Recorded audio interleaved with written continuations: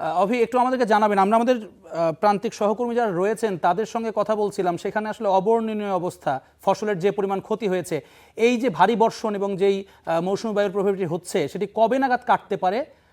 সূর্যের মুখ কখন দেখা যেতে পারে, কবে নাগাদ?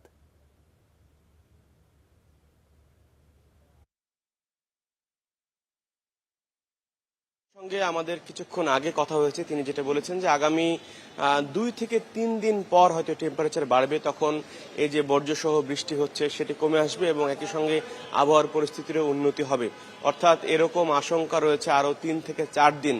এবং বিশেষ করে আপনি যে খবরটি জানাচ্ছিলেন হাওড় অঞ্চলে যে কৃষকদের যে কষ্ট হচ্ছে এবং তাদের যে ক্ষতি হয়ে গেল, আমরা এই বজ্রপাত নিয়েও আবহাওয়াবিদদের সঙ্গে কথা বলেছি। তিনি যেটা বলছেন যে এখন আসলে যে সময়, এই সময়টাতে আসলে যে কোনো বৃষ্টি হলেই এর সঙ্গে কিন্তু বজ্রপাত হচ্ছে। এবং আমরা দেখলাম যে গেল একদিনে অর্থাৎ 28 এপ্রিল 29 এপ্রিলে প্রায় 10 জেলায় প্রায় 16 থেকে 17 জনের কিন্তু মৃত্যু হয়েছে এবং যারা বাইরে ছিল এবং বজ্রপাত হচ্ছিল, বজ্রপাতের আঘাতে তাদের মৃত্যু হয়েছে। এজন্য আবহাওয়াবিদরা বলছেন যখন এরকম বজ্রপাত হচ্ছে, এরকম শব্দ শোনা যাবে, যারা বাইরে থাকবেন তারা যেন নিরাপদ আশ্রয়ে চলে যান। এখন আমরা প্রশ্ন করেছিলাম যারা কৃষক তারা তো বেশিরভাগ সময় মাঠে থাকেন এবং বজ্রপাত হলেও অনেক সময় তারা আশ্রয় নিতে পারেন না কোনো বাড়িতে, কারণ চারিদিকে মাঠ থাকে।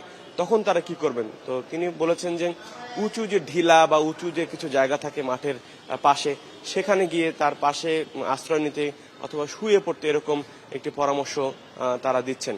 আর বন্যা সতর্কীকরণ বা এই যে সেন্টারে আমরা এখন এসেছি পান্থপথে, এখান থেকে যেটি জানানো হয়েছে যে কয়েকদিন ধরে কিন্তু নদীর পানি বাড়ছে, বিশেষ করে নেত্রকোনা এবং মৌলভীবাজারের 4টি নদীর 4টি পয়েন্টে এরকম নদীর পানি বিপদসীমার উপর দিয়ে যাচ্ছিল।